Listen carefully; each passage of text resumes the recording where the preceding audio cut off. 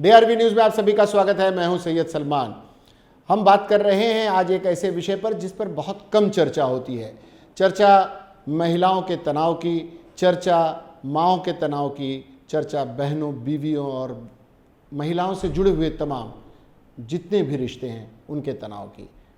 उन विषयों पर बात करने के लिए हमारे साथ उस विषय की ख़ास उसकी विशेषज्ञ हमारे साथ मौजूद हैं डॉक्टर तारुल जाधव। आपका बहुत बहुत स्वागत है डॉक्टर साहिबा। नमस्कार। डॉक्टर साहिबा, हमने भूमिका बनाई माँ, बहन, बेटी, ऐसे कई रिश्ते और तनाव। खासकर इस दौर में हमने देखा कोरोना काल में लगभग लगभग क्या पूरे एक साल से ऊपर हो गए और उस तनाव को हर किसी ने झेला है, खासकर महिलाओं ने। तो इससे पहले तो आप बताएं कि ये महिलाओं को ख़ास तनाव बाकियों के मुकाबले कैसे वो ज़्यादा बेचारी झेलती हैं। बेचारी शब्द खैर उनके लिए अच्छा नहीं है, फिर भी देखिए, मैं यहाँ पे सिर्फ बेचारी या महिलाओं को सेग्रीगेट करना नहीं चाहती हूँ एक्चुअली, बट ये डेफिनेटली कहना चाहूँगी कि महिलाओं के ऊपर जो तनाव हुआ है वो बहुत गहरा असर कर रहा है।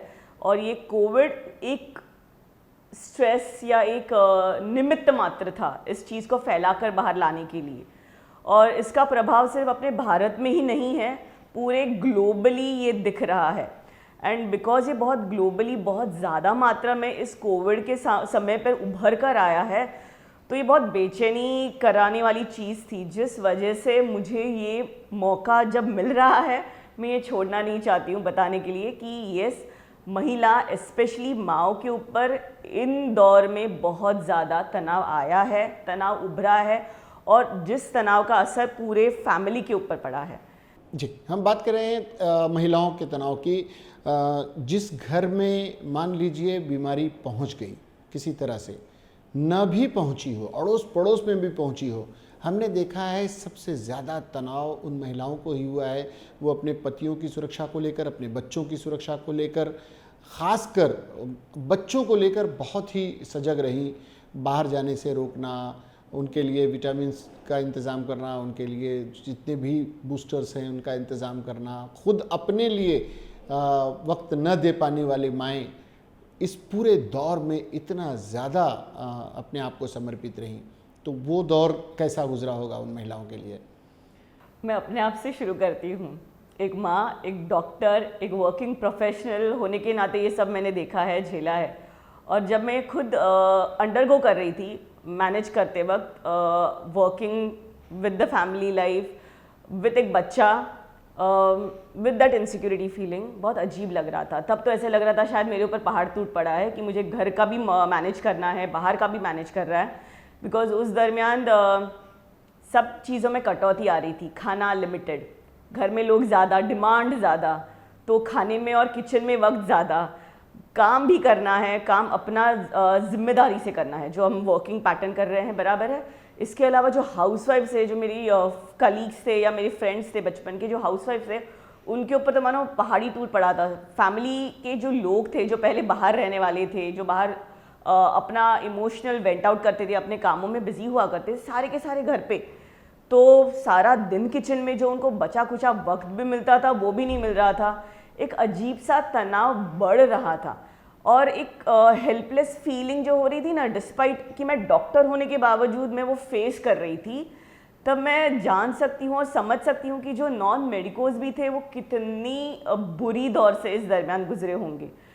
तो यस, ये खाने पीने को लेकर, बच्चों की हेल्थ को लेकर, परिवार की हेल्थ को लेकर, और ये भी उनके दिमाग में चल रहा था कि कल को अगर मुझे कुछ हो जाता है तो इनका ख्याल कौन रखेगा, खाना कौन बनाएगा, ये भी दिमाग में बहुत ज़्यादा चल रहा था। बिकॉज कोविड के समय बाहर से तो खाना आने से रहा, घर में उनको ही खाना बनाना है, और अगर वो ही कुछ डगमगा गए तो और करेगा कौन। नहीं, इस बीच में काफ़ी कुक भी निकल आए। वीडियोस पर हमने काफ़ी देखा, यूट्यूब वगैरह पर लोगों ने बहुत बेहतरीन खाना बनाना सीख लिया। लेकिन महिलाओं की चिंता और महिलाओं का मुकाबला इस मामले में नहीं किया जा सकता कि वो बेहतरीन कुक भी होती हैं और जो उनसे बेहतर तो कोई नहीं कर सकता। इसके बाद ये तनाव की बातें हुई, इन तनाव से निकलने के लिए मान लीजिए आप तो डॉक्टर हैं, जो पढ़ी लिखी महिलाएं हैं वो किताबों में कहानियों में, किस्सों में, अपने एजुकेशन में, अपने वर्किंग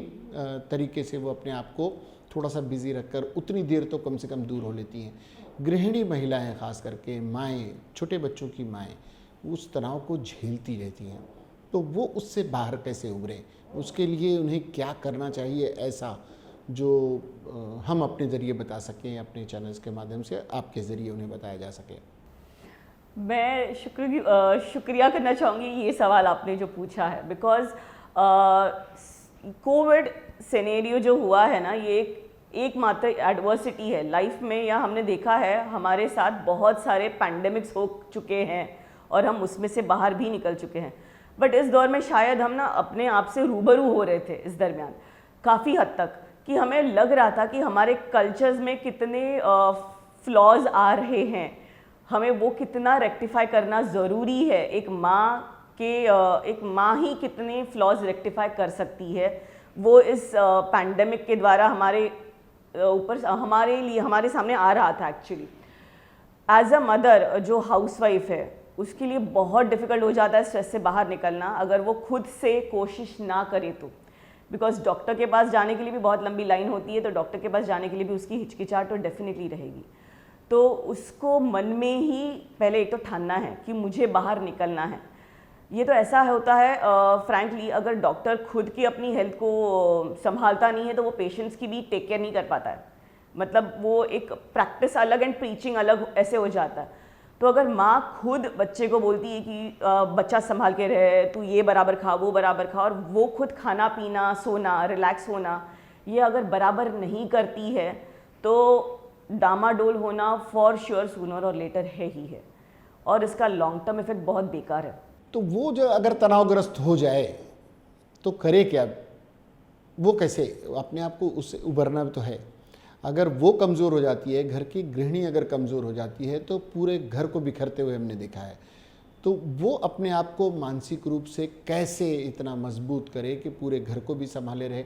एक अतिरिक्त जिम्मेदारी उस पर तो आ ही जाती है। वो हमारी सामाजिक संरचना कुछ इस तरह की बन गई है, तो वो अपने आप को कैसे संभाले, परिवार को भी संभाले, मानसिक रूप से अपने आप को कैसे इतना स्वस्थ रखे कि इन किसी भी परिस्थिति आए वो झेल जाए? देखिए, स्वास्थ्य रखने के लिए ये कोई कैप्सूल नहीं है कि आज खा लिया और इमीडिएटली वो मैनेज हो गया। स्ट्रेस मैनेजमेंट अलग है और स्ट्रेस रिजिलियंस, मतलब अपने आप से अंदर से ना एक लचीलापन लाना, ये बहुत ज़्यादा ज़रूरी हो जाता है।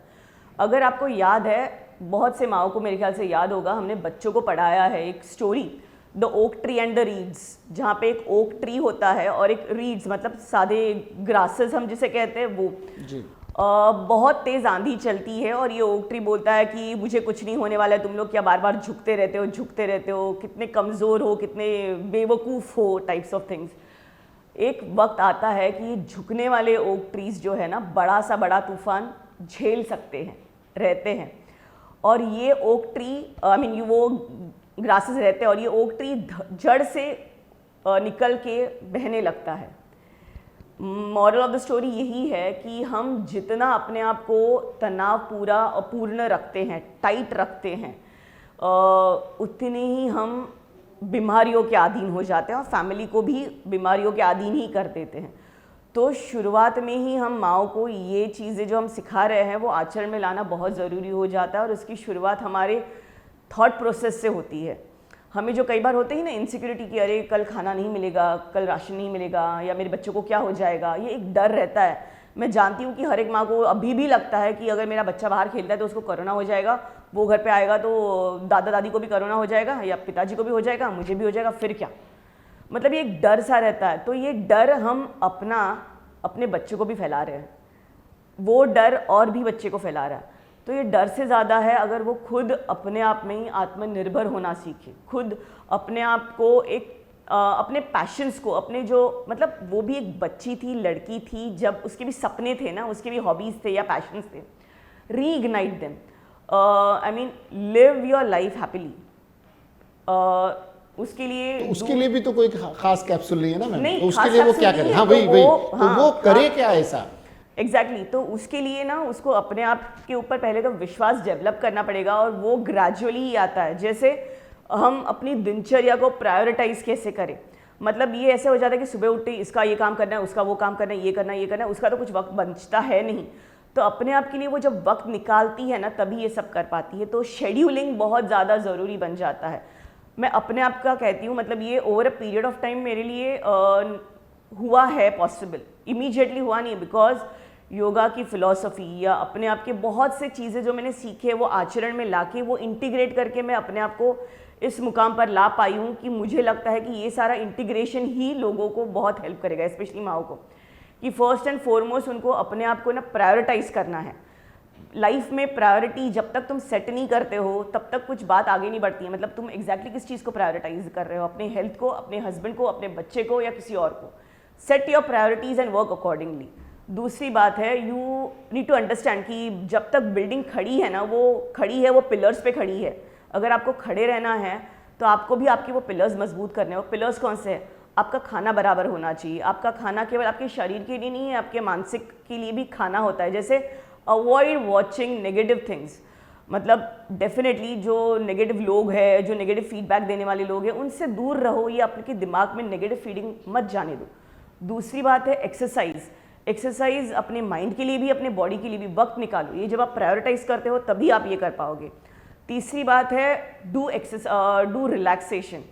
ये रिलैक्सेशन कैसे करना है? ये माइंड के लिए, बॉडी के लिए, दोनों के लिए अच्छा होता है। तो वक्त निकालो आपके बच्चे के साथ खेलने के लिए। अगर आप 24 घंटे किचन में रहोगे फिर थक हार के सो जाओगे, बच्चे के साथ रिलैक्सेशन के लिए वक्त कहाँ से मिलेगा आपको? मतलब बच्चे के साथ खेलना है तो उसका एंटरटेनमेंट हो जाता है, बट इनवेरिएबली आप भी रिलैक्स एंड अनवाइंड हो रहे हो। चौथी बात है, कई बार ऐसे होता है ना कि अपना दुख दूर करने के लिए हमें दूसरों का दुख समझना भी बहुत ज़रूरी होता है। तो उस वक्त पे जो बन पड़े आपसे ना, वो किसी सामने वाले को हेल्प कर दो। ये कोविड के समय बहुत देखा गया है, पता है, किसी का कोई नहीं था, मतलब कोई किसी की हेल्प नहीं कर पाया ये टाइम पे। कितने जनों ने अपने फैमिली मेम्बर्स को लास्ट मिनट देखा भी नहीं है। तो ये वही दर्शाता है कि आपको actually you have to stand for yourself. और ये आप जब खुद अपने आप को स्टैंड अप करते हो ना, आपका बच्चा भी वही सीखेगा। आपको बच्चे को या फैमिली मेम्बर्स को एक्चुअली सिखाना है खुद अपने आप को कैसे आत्मनिर्भर करें। अगर आप छोटी छोटी बात के लिए हस्बैंड के ऊपर डिपेंड होते हो, छोटी छोटी बात के लिए बच्चे के ऊपर डिपेंड होते हो, तो इट्स लाइक आप खुद का ही वेटेज कम कर रहे हो। जैसे बहुत सारी चीज़ें आपने बताई कि एक्सरसाइज है, अच्छा भोजन है, अच्छा है। एक बात बड़े पते की कही है, हमारे मित्र वगैरह भी इस पर काफ़ी चर्चा करते हैं, नेगेटिव लोगों से दूर रहना। ये बड़ा मुश्किल काम होता है। ये नेगेटिव लोग तो घेर कर आते हैं, घिर कर आते हैं, तो इनसे छुटकारा पाने का कोई वो भी कैप्सूल तो होगा नहीं? कान बंद करना। कान बंद करना, ये एक अच्छा इलाज आपने बताया, कान बंद करना। मतलब कैसा होता है ना, आप अपने आप को शील्ड करना बहुत जरूरी होता है। कछुआ कैसे अपने आप को शील्ड कर लेता है, आप घिरे होते हो। अच्छा, इसकी एक लिस्ट बना ली जाए क्या कि ये कौन कौन नेगेटिव लोग हैं, किस किस तरीके के हैं, इन्हें बाहर कर दिया जाए? नहीं, आप आपकी लाइफ में जो लोग हैं वो है आपके ग्रोथ के लिए। अगर आप ये समझो तो बहुत बड़ा अचीवमेंट है आपके लिए। यानी उनसे लड़ लेना भी एक तरह का ये मानसिक तनाव से, एक स्ट्रेस से निकलने का एक जरिया है। लड़ना क्यों जी? लड़ना इज रेजिस्टेंस। मैंने आपको, अगर आपको याद है, वो grasses they were not resisting, they were accepting. लचक आ जानी चाहिए, स्वभाव में लचक लानी होगी। आपको अगर एक बात बताऊं, मतलब ये किसी ने कहा है कि अगर आपको एक गांव से दूसरे गांव जाना है और गांव के दो गांव के बीच में अगर बहुत बड़ी नदी है, फिर जंगल है, फिर बड़ा पहाड़ है, आप वो नदी सुखाओगे क्या? आप वो जंगल तोड़ दोगे क्या पूरा? आप वो पहाड़ तोड़ दोगे क्या? नहीं ना, आप उसमें से रास्ता निकालोगे। वैसे ही हर एक महिला को हर एक एडवर्सिटी में रास्ता निकालना है। अगर वो ये रास्ता निकालने का लचक लाती है, मतलब सॉल्यूशंस है ना, क्यों आपको 4-5 सब्जियां बनाने की आदत डालनी है आपके बच्चों को? एक सब्जी पे मैटर फिनिश ना। कोविड ने बताया ना आपको कि इतने में ही गुजारा कर लो, हुए ना, जिंदा है ना लोग। क्यों आपको बार बार सबकी फरमाइशें पूरी करनी है? रिसोर्सेज आप लिमिटेड में भी survive, see ultimately this is survival of the fittest. जी, बराबर है, डार्विन्स थियरी। जी जी जी। आपको सर्वाइव करने के लिए you have to go through it, you don't have to fight against it. जी, अच्छा, ऐसी कई चीज़ें हुई। आपने पूरे इस तरीके को एक मानसिक रूप से तैयार होने की बातें बताई। कभी कभी मेडिकली दवाइयों पर भी लोग डिपेंड हो जाते हैं। ऐसी स्थिति में खासकर स्ट्रेस को लेकर महिलाएं तो समझ ही नहीं पाती हैं कि वो मानसिक तनाव से या साइकोलॉजिकल प्रॉब्लम से गुजर रही हैं।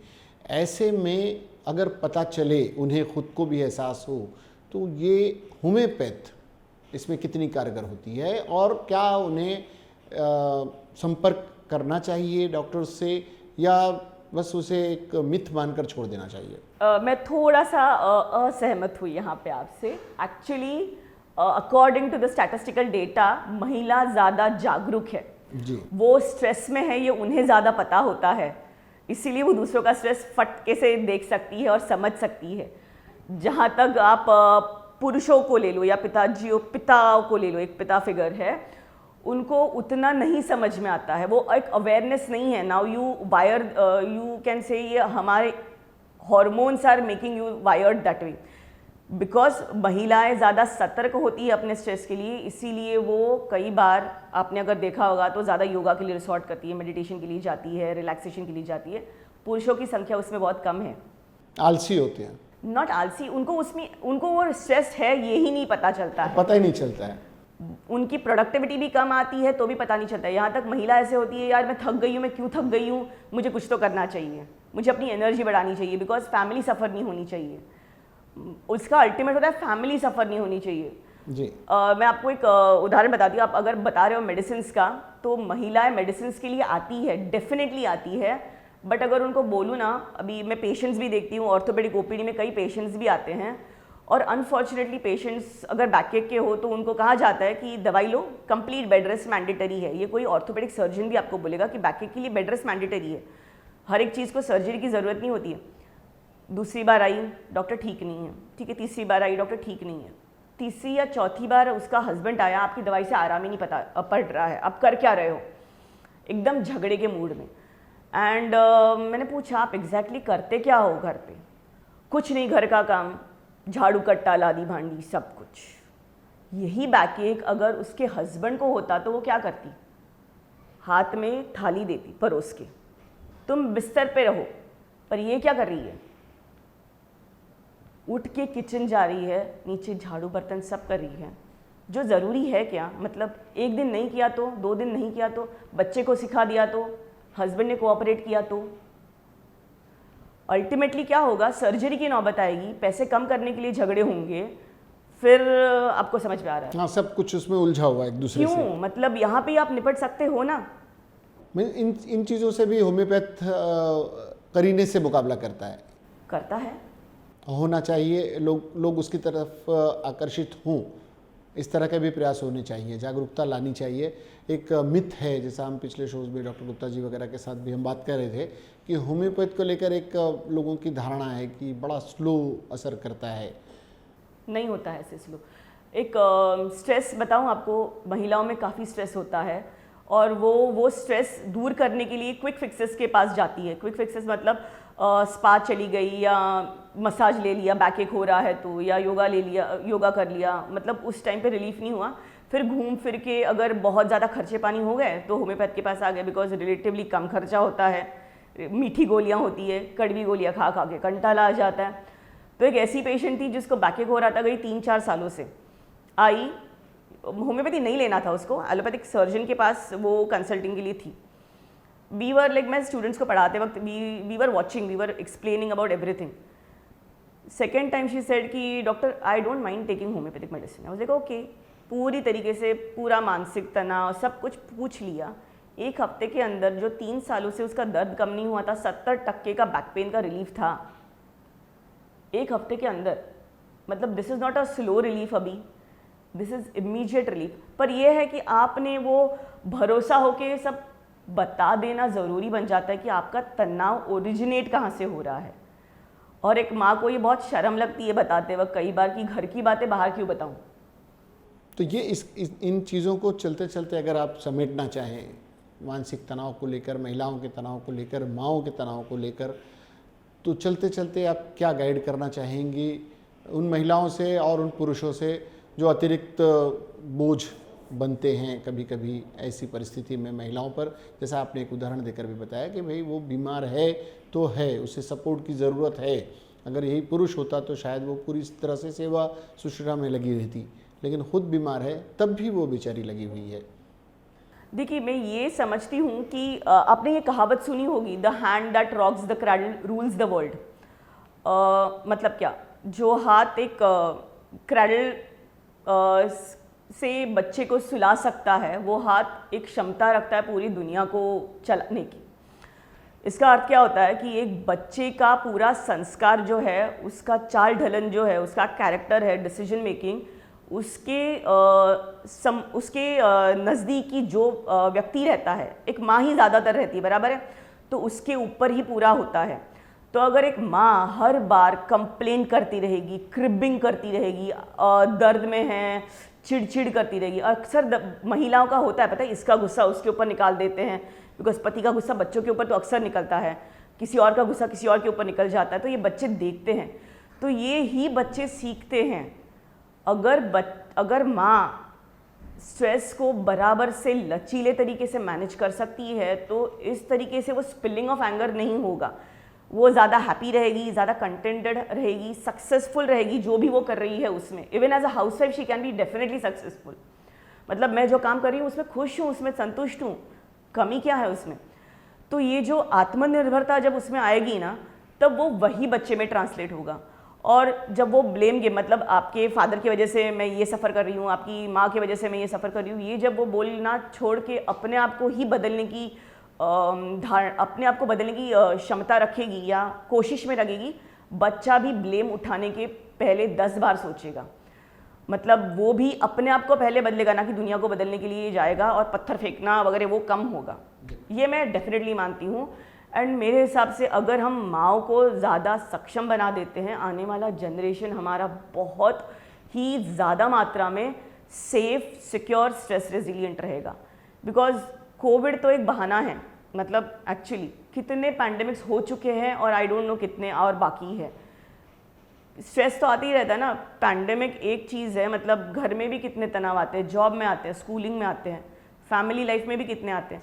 तो तनाव से निकलने की अगर निजात बच्चों में भी आ जाती है, तो they will be much happier, healthier. That is what I feel. एक महिला किस तरह से एक घर का न सिर्फ चिराग होती है, बल्कि उस घर की नींव होती है।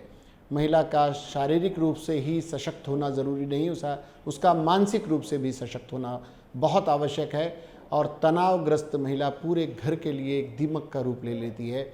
उस तनाव से बाहर महिला निकले, हमारा मकसद यही था, डॉक्टर तारुल जाधव जी का मकसद यही था कि तनावग्रस्त महिलाएं इस पूरे पैंडेमिक में भी जिस तरह से उन्होंने अपनी शक्ति का प्रदर्शन किया, अपनी मानसिक उसको और मजबूत करें, किसी भी तरह की परिस्थितियों का सामना करने में सक्षम हों, आत्मनिर्भर बने, पूरे परिवार को सुरक्षित रखें।